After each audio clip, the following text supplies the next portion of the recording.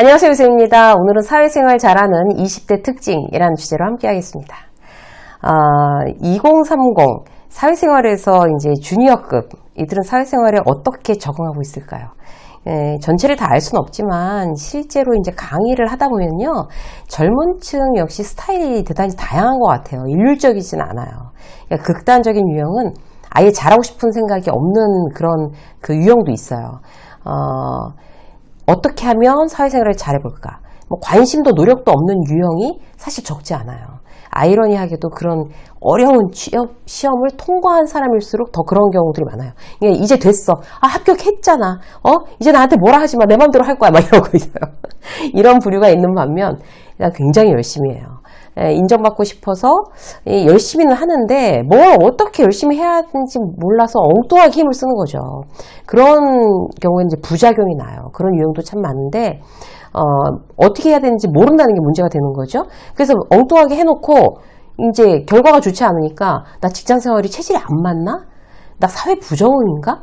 이러면서 고민해요. 아니에요. 방법 몰라서 그래요. 그래서 직장생활, 사회생활 잘하고 싶지 않은 사람은 없잖아요, 사실. 그래서 오늘은 어떻게 하면 좀 더 사회생활을 잘해볼까? 내가 이제 어떤 방향으로 쳐다보고 어떻게 잘하는다는 사실을 알고 쳐다보고 그쪽으로 제대로 이제 노력하는 방법을 몇 가지를 여러분들과 함께 나누도록 하겠습니다. 자, 사회생활을 잘하려면요, 첫 번째 사회 언어를 배우셔야 됩니다. 학교 때 말하는 습관, 이제 사회에 나오면 말 습관이 달라져야 되는데 이 부분에서 이제 첫 허들에 걸리게 되는 경우가 아주 많아요.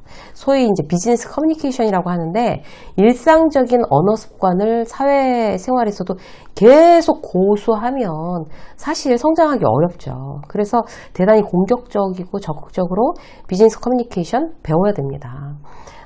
여기서 포인트는요, 자기가 사회 언어에서 부족한 면을 체크해서 보완하는데 이제 집중해야 빨리 늘 수 있어요. 예를 들어 볼게요. 내가 말을 횡설수설한다. 두서없이 말한다. 그런 이제 약점을 가지고 있다. 알잖아요? 그러면 두 갈씩으로 말하는 연습을 계속 연습해야 되는 거예요. 예를 들어서 내가 이제 있는 회사에 강남에 매장이 있는데 거기서 고객 컴플레인이 아주 크게 났다고 치자고요. 원래 있어야 될 인원이 갑자기 펑크가 나서 이제 대응이 제대로 안 됐던 거예요. 그러면 내가 가서 이제 팀장님한테 보고를 해야 되는 거예요. 그럼 팀장님, 어제 알바가 없어서요. 원래 오기로 한 알바가요. 2명이나 잠수 탔거든요. 이렇게 시작하면 이미 팀장은 짜증이 나기 시작하는 거예요. 하고 싶은 얘기가 뭔데? 이렇게 되는 거죠. 그런데 여기서 어떻게 하셔야 돼요? 두 가지식으로. 팀장님, 강남 매장 고객 컴플레인 건 보고 드리겠습니다. 그럼 이제 내가 무슨 얘기를 해야 되겠다는 걸 결론을 먼저 얘기하고 시작하면 상대는 알아들으니까 훨씬 더 이제 말의 신뢰도가 있고 이제 깔끔한 거죠. 자, 그리고 나선 육하 원칙을 활용하시는 거예요. 아주 깔끔하게. 언제 어디서 어떤 문제가 일어났다. 왜 일어났는지 원인을 말할 때 알바가 없었다는 동, 필요 인원을 어떤 상황 때문에 채우지 못했다는 동, 그때 얘기하면 되는 거죠. 그리고 나중에 이제 뒤에 뭐가 붙어야 돼요? 결국에 솔루션이 붙어야 돼요. 제가 1년 차인데 어떻게 솔루션을 제시해요? 1년 차라도 월급 받잖아요. 월급 받는 사람은 프로고, 프로라면 기본적으로 솔루션이 나와야 됩니다, 여러분. 그런 기본적인 이제 커뮤니케이션 방법을 책이나 영상을 통해서 적극적으로 공부하는 거, 다른 동료들보다 훨씬 더 빨리 사회생활에 적응하고 성장할 수 있습니다. 자, 두 번째, 사회 센스를 배우는 거예요. 한마디로 눈치가 있냐 없냐는 얘기인데요. 눈치 없는 건 이제 농담처럼 누가 이제 불치병이라고 하는데 그렇지 않아요. 눈치, 센스 이런 거 다 관심이고 노력이고 자기 트레이닝입니다.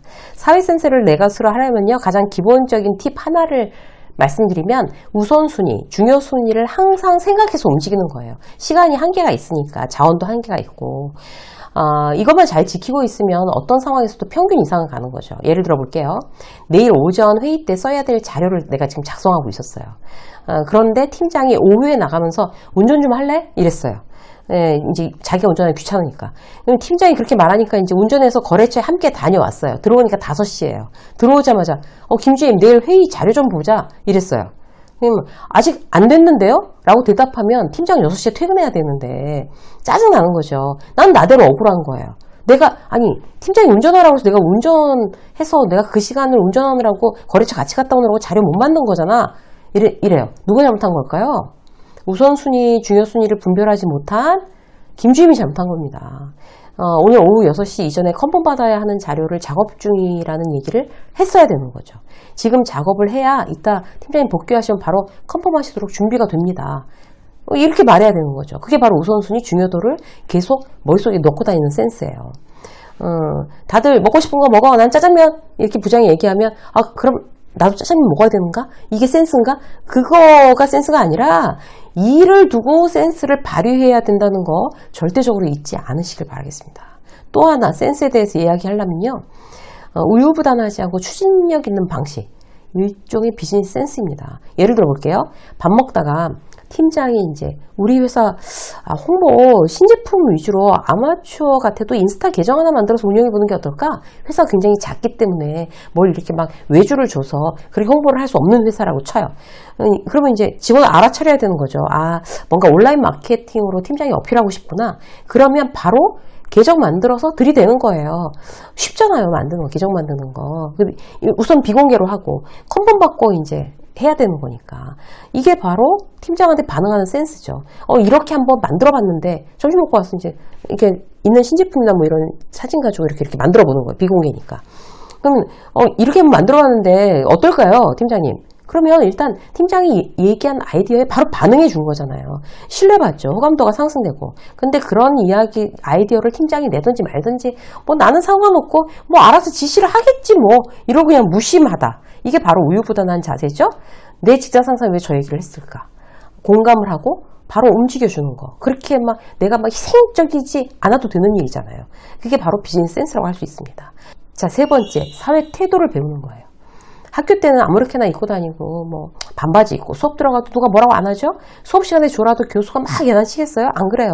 시험을 못 봐서 F 맞았어요. 빵꾸 났어요. 집에서 엄마한테 막 등짝 뭐 스매싱 이렇게 맞을지언정 학교에 불려가서 뭐 크게 질책받고 그러지 않아요. 왜 그래요? 내가 돈 내고 다니는 데라서 그렇습니다. 그런데 회사는 이 부분이 다르죠.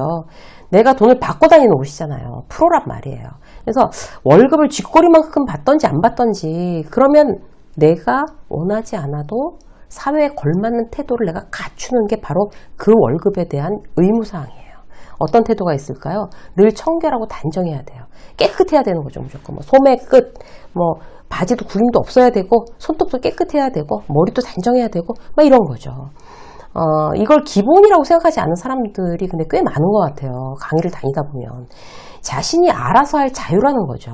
예를 들어서 과장이 자기 신입사원 데리고 거래처에 간다고 치자고요. 머리가 덥수룩하고 뭐 그냥 아무거나 패션 테러리스트처럼 대충 아무렇게나 입은 직원 안 데리고 가고 싶죠. 결국 청결한 태도는 뭐예요? 나 자신을 위해서예요. 회사에 일방적으로 맞추는 게 아니라. 이제 교육 가서 진행하는 스태프들을 보면요.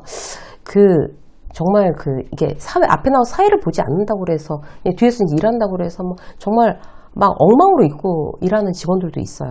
잘못 생각하고 있는 거예요. 그게 이제 자기의 이미지인데 사회생활을 하면서는 자기의 어떤 단정한 이미지는 어디서 일을 하건 일단 반드시 지킨다는 거. 그거 이제 여러분들이 사회생활 성공하는 어떤 베이스가 된다는 거 꼭 기억하시기 바라겠습니다. 표정도 마찬가지예요. 두 번째는 표정인데요. 일단 늘 표정이 밝아야 돼요. 그게 기본이죠. 아침에 누구를 보더라도 먼저 인사하고 미소를 잃지 않는 거, 이 태도가 신입부터 있어야 간부가 돼서도 여전할 수 있습니다. 왜냐하면 직급이 올라갈수록 표정이 계속 어두워지거든요. 힘들잖아요. 책임이 많아지고. 그래서 주니어 시절부터 표정 관리를 할 줄 모른다? 간부가 되면 오죽하겠어요. 예전에 한 오디션 프로그램에서 그 어린 친구가 20대 초반이었을 거예요. 노래, 춤 다 좋은데 표정이 왜 그래요? 라고 심사위원이 탁 지적을 한 거예요. 표정만 고쳐오세요. 다음에 고쳐왔어요. 다들 막 잘한다고 난리가 났어요. 효과가 있는 거죠. 그렇게 표정은. 그러니까 실력이 좋아도 표정이 나쁘면 50점. 근데 표정이 좋으면 같은 실력도 기꺼이 100점이 되는 게 바로 사회생활입니다. 선택이 아니라 필수란 얘기죠. 그래서 내 표정 연습, 내 태도를 관리하는 거 기본 중에 기본으로 정말 여러분들께서 꼭 기억해 주셨으면 좋겠어요. 마지막으로 한 가지만 더 말씀드리면 약속이에요. 시간 약속 칼같이 지키는 거, 민폐 끼치지 않는 거예요. 그거 어떻게 됐어? 직장 상사가 먼저 물어본다. 내가 이 시간에 대해서 아, 이제 제대로 지금 대응이 안 되고 있구나. 아뜨거라 하셔야 돼요. 그래서 늦어서 죄송합니다라는 말은 사회생활에서 절대로 내가 내 입에서 나오지 않게 한다. 이 원칙만 있으면 사회생활 평균 이상 이미 하고 계신 겁니다. 유세민 직장서 여기까지 하겠습니다. 고맙습니다.